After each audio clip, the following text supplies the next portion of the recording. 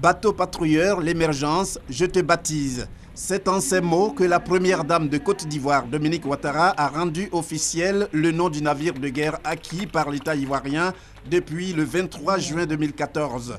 Cela en sacrifiant au rituel consistant à faire éclater une bouteille de champagne sur le navire en sa qualité de marraine, conformément à la tradition au sein de la marine. Après le baptême, le temps de la visite du bateau.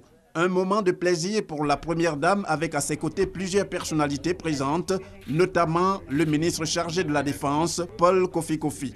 Dominique Ouattara a parcouru tous les compartiments du patrouilleur L'Émergence et à son bord, elle a saisi l'occasion pour signer le livre d'or de la marine. Tout cela après que l'on a procédé à la décoration de l'équipage chargé du transit du patrouilleur L'Émergence de Lorient en France à Abidjan. 14 médailles pour les 14 membres de cet équipage. Une médaille de chevalier de l'ordre national, une médaille de chevalier dans l'ordre du mérite ivoirien et 12 médailles des armées.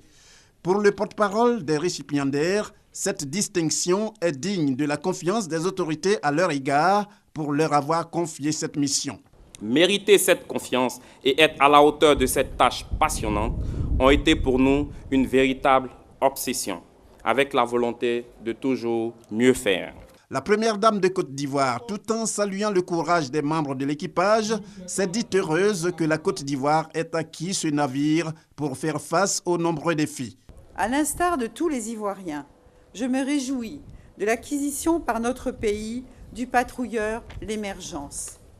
Sa présence nous rassure, en ce sens qu'elle accroît les aptitudes de notre marine et la rend ainsi plus performante pour le maintien de la paix.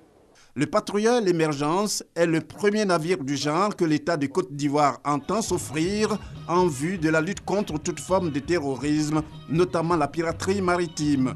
Les deux autres bateaux attendus pourraient être à Abidjan avant fin 2014.